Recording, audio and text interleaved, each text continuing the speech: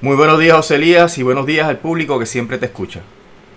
Bueno, vamos de inmediato con los temas que tenemos para hoy. Sé que hay uno que nuestros amigos que lo escuchan están muy pendientes para ver lo que usted nos va a decir sobre el requerimiento de información que hizo la Cámara de Representantes la semana pasada ante la negativa de su presidente Winston en ofrecer información en una vista pública la semana pasada.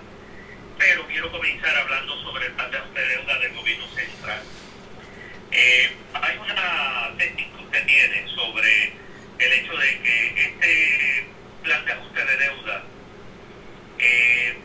no tiene muchas posibilidades y yo creo que hay una impresión que se va a querer hablar de esta semana, sobre todo cuando la Junta cumple 5 años, de que hay un adelanto en ese tema. Vamos, licenciado, para que nos explique cuál es la realidad relacionada con el tema del plan de ajuste de deuda del gobierno central.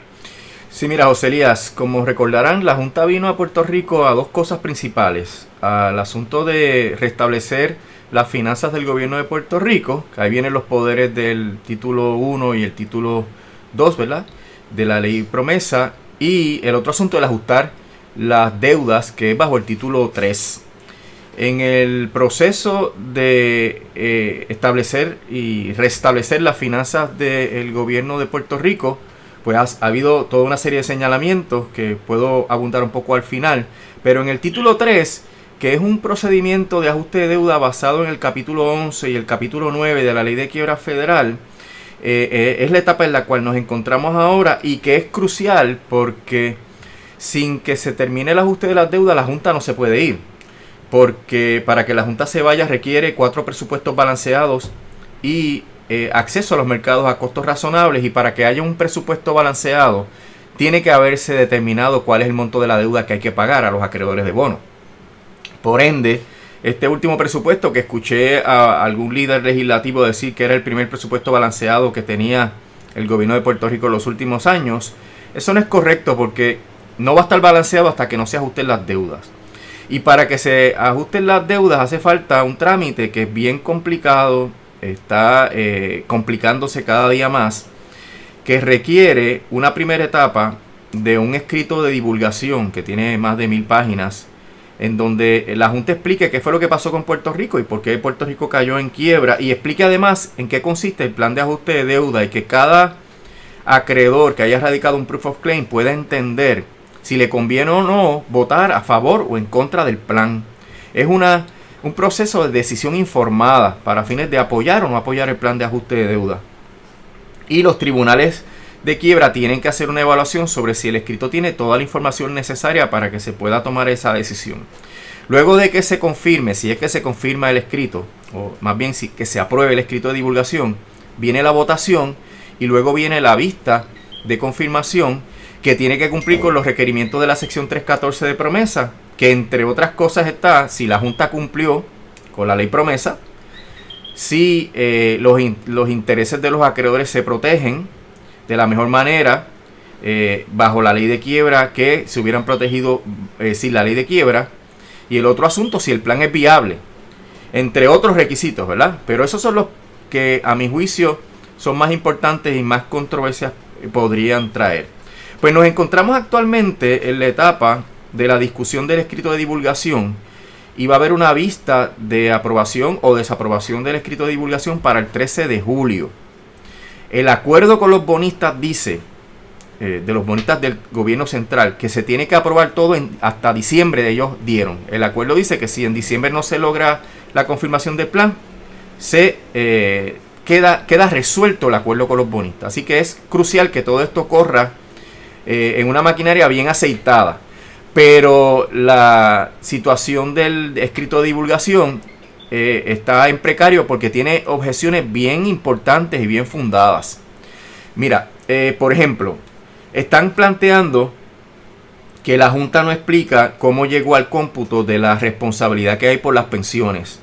Y hay varios análisis diferentes, y AMBAC Assurance plantea que hay una discrepancia de 8,000 millones de dólares en términos de la responsabilidad de las pensiones. Y recuerda que los pensionados son acreedores del gobierno, y por ende lo que se le asigne a ellos compite con los demás acreedores, Y la Junta tiene que aclarar cómo es que computó eso, cómo es que llegó ese número y si ese número es confiable.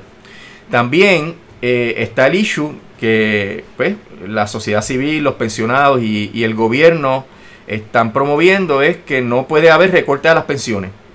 Y el escrito de divulgación se funda en un plan de ajuste de deuda que tiene recorte a las pensiones.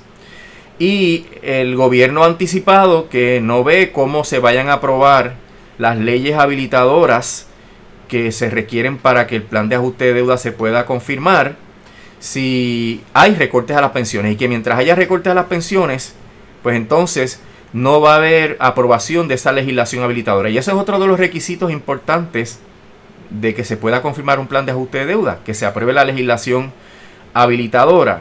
Así que el gobierno está anticipándole a la jueza Taylor Swain que para ningún lado quedó el plan, porque sin que se apruebe la legislación, eso no se puede confirmar el plan. Ahora, la duda es si la Junta tiene poderes o no para imponerle a Puerto Rico un plan de ajuste de deuda, aunque la legislatura no haya aprobado la legislación habilitadora. ¿Y es así? En términos jurídicos no, José Elías. Pero lo que pasa es que la Junta está recurriendo cada vez más a la fuerza, ¿no? Y la jueza le está haciendo coro en esas peticiones que ha hecho la Junta de aumentar sus poderes por vía judicial. Así que esa es una de las preguntas que hay, y eso así lo plantea también el gobierno.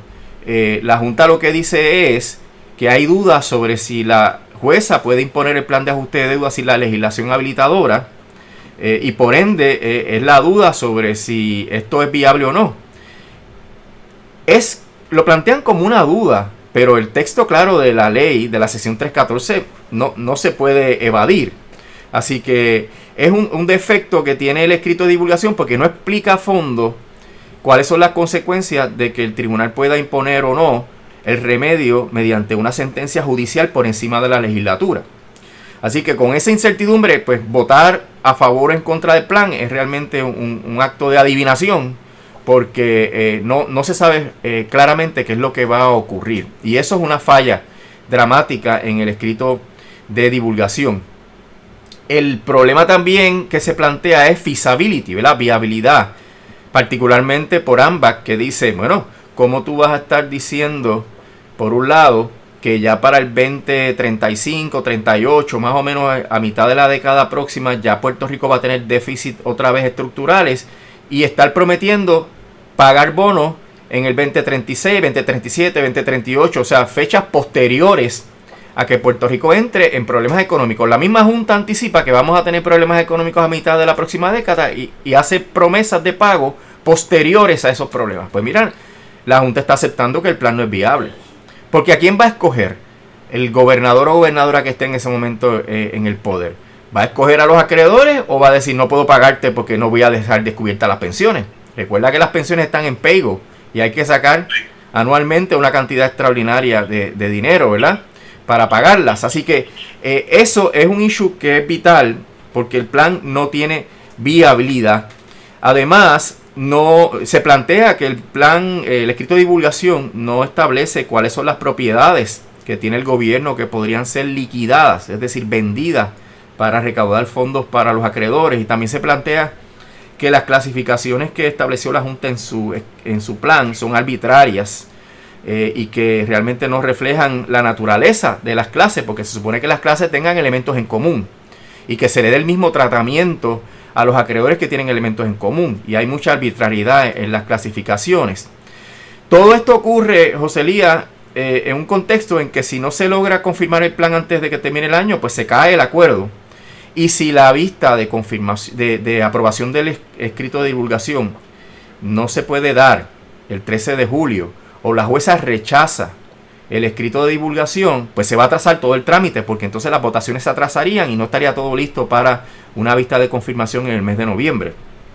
Así que en términos sustantivos y en términos procesales, todo esto está en precario, a punto de que se derrumbe el proceso. Si el acuerdo no se puede materializar porque no se puede confirmar el plan de ajuste de deuda, pues entonces la Junta tendría que volver a negociar con esos acreedores de bonos pero ya bajo unas premisas más específicas. Por ejemplo, no puede haber recorte a las pensiones y los acreedores tendrían que ajustarse a eso. Y ahí es donde me gustaría tocar el tema de la ley de retiro digno.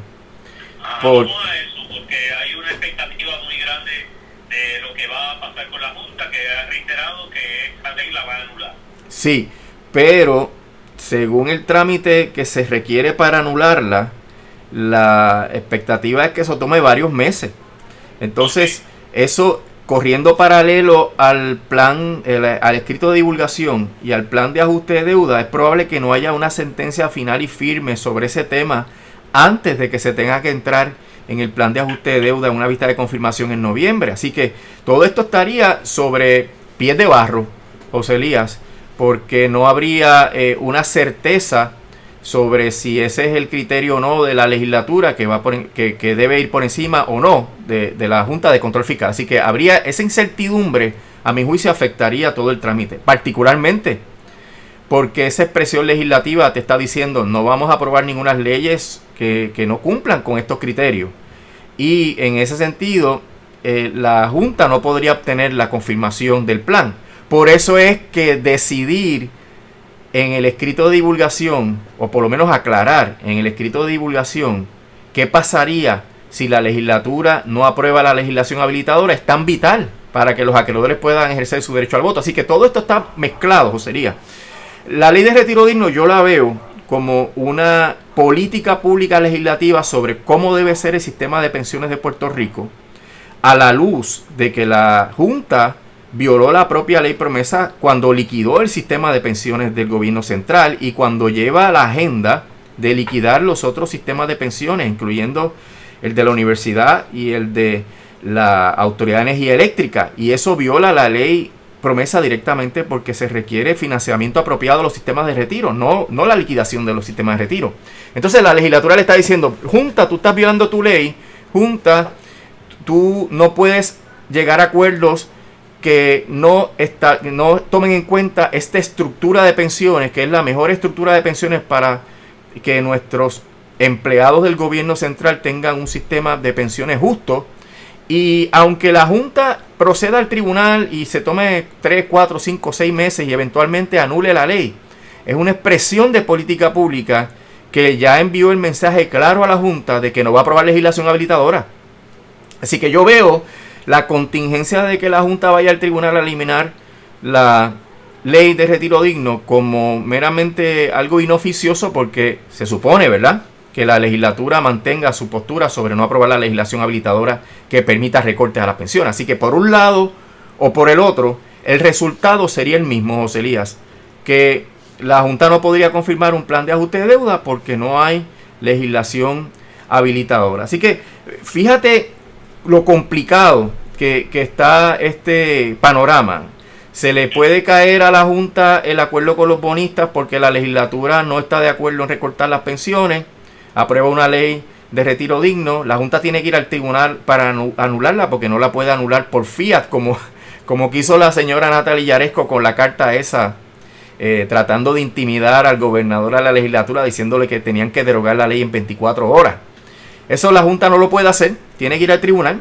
Así que ese proceso tomará varios meses y de seguro no va a haber una sentencia final y firme sobre ese tema antes de una vista de confirmación en noviembre, y por ende todo ese trámite va a ser inoficioso porque no va a haber certidumbre sobre que las leyes o no estén necesarias estén aprobadas.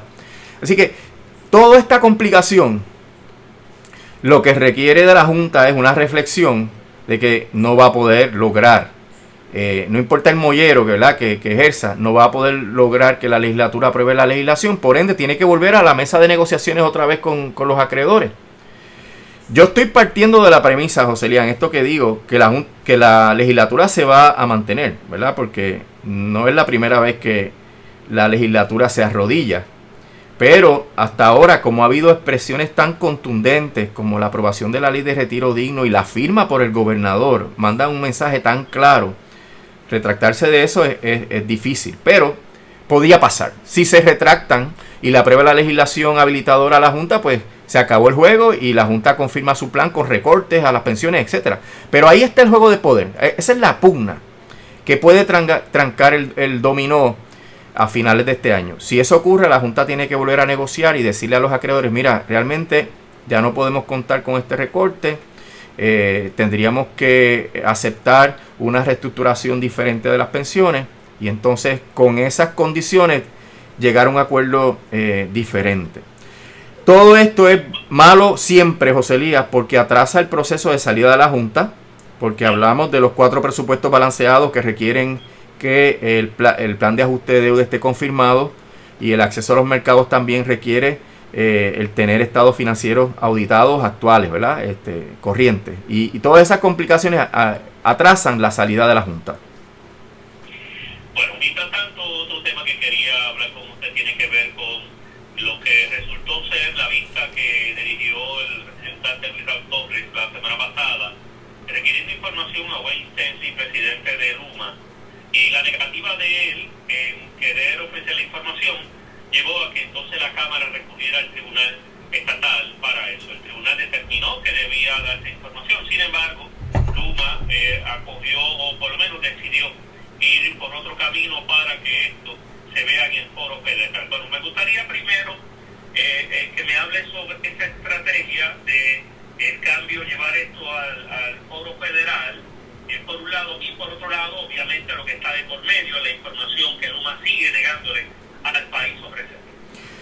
Mira, primero el marco jurídico general. Luma está administrando dinero público. Luma está recibiendo dinero público que es fiscalizable por la Asamblea Legislativa, fiscalizable por la Oficina del Contralor de Puerto Rico. Eso no debe haber duda.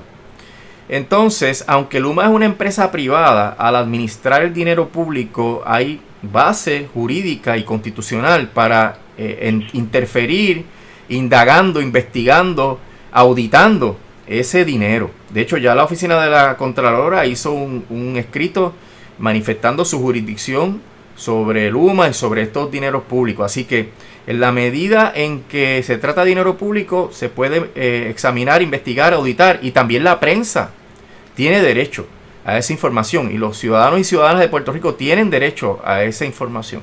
Así que los planteamientos de Luma a través de Stensby son frívolos porque no tienen derecho a ocultar la información. Si hubiera algún tipo de información cobijada por alguno de los privilegios evidenciarios, como asuntos de secretos de negocio, negociaciones, que estén claramente en las reglas de evidencia, pues no hay problema. Se les reconoce como se les reconoce a cualquier otra entidad.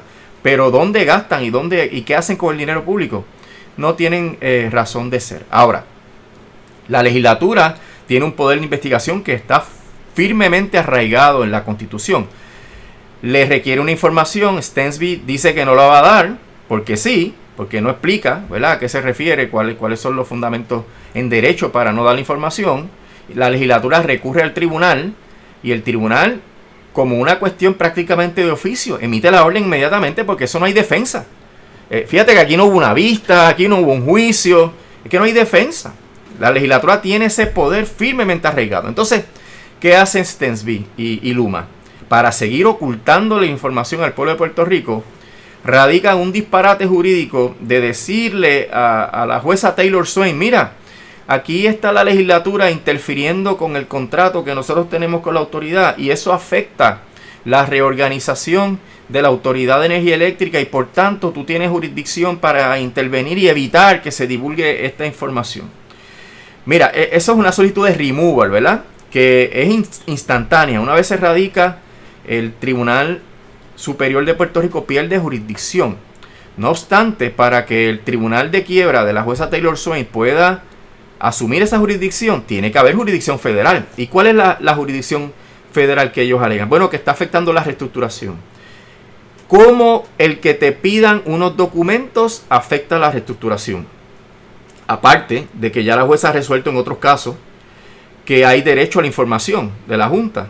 Centro de Periodismo Investigativo y otras entidades han pedido información a los deudores de quiebra y han tenido que dar la información. Así que no hay un escudo, ¿verdad?, una muralla que impida que esa información se tenga que tramitar. Ahora, eso tiene el efecto, obviamente, de impedir que hubieran tenido que entregar la información. Hasta ahora están campeando por su respeto. Hay que esperar que la jueza resuelva la oposición a el removal que se radicó oportunamente y que está muy bien fundamentada. Y veremos a ver qué hace la jueza, ¿verdad? Porque es una situación que ha ido desarrollándose a través de los años, donde la jueza, la inmensa mayoría, si no prácticamente todas las determinaciones que hace la Junta, la jueza respalda a la Junta. Pero el argumento de Luma es que como energía eléctrica está bajo la quiebra, pues por lo tanto hay jurisdicción del gobierno federal. Sí, pero fíjate, es que Luma no es el deudor. Luma no está en quiebra. Luma no puede pedir ese apoyo. Y de hecho hay una sección de la ley promesa que impide que el tribunal intervenga con los bienes y los poderes políticos del gobierno central, a menos que la Junta consienta. Y esto no está pasando aquí, porque quien radica el caso es Luma.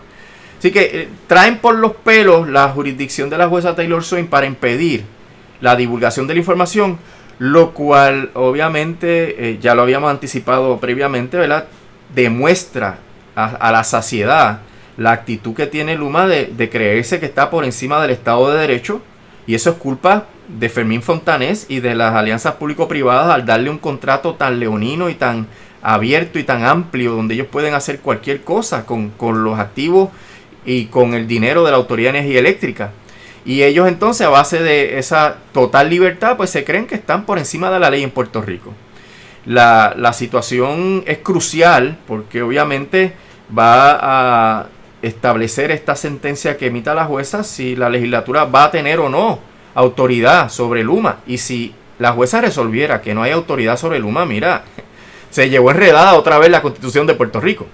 Así que este caso es importante para el futuro del país, para el futuro de nuestro sistema de energía eléctrica, para el futuro de los poderes investigativos de la Cámara de Representantes, que parece ser el único organismo gubernamental que tiene interés en investigar la gestión de Luma, porque el comité Timón S está perdido en el espacio y la gestión de las alianzas público-privadas es invisible totalmente. Así que es el único agarre de fiscalización que podría tener hasta este momento el gobierno de Puerto Rico en cuanto al contrato de Luma. Bueno, interesante lo que nos explica sobre esto. Ahora, el caso es que es en el Tribunal Federal que se estaría viendo esto es ante la juez Laura Taylor. Correcto, sí. Ella es la que tendría que resolver, y si ella falla en contra de la Cámara, pues la Cámara podría ir al primer circuito. El poder investigativo de la legislatura en Puerto Rico está firmemente establecido, o sea, eso no hay duda. Y habría que ver, ¿verdad?, cómo trabaja esto la jueza Taylor Swain. No es la primera vez que la jueza Taylor Swain saca teorías noveles para justificar los poderes de la Junta, ¿verdad? Como por ejemplo en el caso de Lutier versus Luma, donde dijo que los derechos que están en los convenios colectivos no son derechos adquiridos. Pero entiendo obviamente que es bien importante esa determinación, porque va a establecer las bases sobre las cuales se podría fiscalizar o no la gestión de Luma. El elemento de confidencialidad que estuvo levantando Stacey para no brindar información sobre los call centers, por ejemplo, quién es la persona que está al frente del área de servicio al cliente, entre otros asuntos que se dieron a conocer en esa vista, licenciado. Estamos hablando de una empresa que ahora va a cumplir un mes, que está gerenciando el servicio eléctrico. ¿Cree usted que las condiciones van madurando como para un reclamo a una escala grande de parte de los múltiples sectores de nuestra sociedad? Me parece que la divulgación de la información podría generar más indignación. Ellos no quieren divulgar porque no tienen las infraestructuras, no tienen la capacidad operacional, no tienen los empleados. Por eso es que no quieren decir qué está pasando, no quieren contestar las preguntas. Y esto, el que se divulgue va a ratificar las apreciaciones que se han hecho previamente sobre la falta de preparación de Luma para enfrentar, por ejemplo, cualquier situación atmosférica que venga ahora en esta temporada de huracanes, que ya hay varios fenómenos que que se están anticipando podrían pasar en nuestra vecindad, ¿verdad? Así que esto podría generar mucha ansiedad y podría generar mucha indignación, porque es, José Elías, una actitud de que se creen por encima de la ley y se creen superiores a los puertorriqueños. Ya he escuchado historias de actitudes prepotentes, de maltrato a los empleados, de renuncias de los empleados por la manera en que los supervisores de Luma tratan a los empleados. O sea que hay toda una situación de superioridad que se funda en un contrato que le concedió todas esas autoridades por encima de lo que era razonable en Puerto Rico.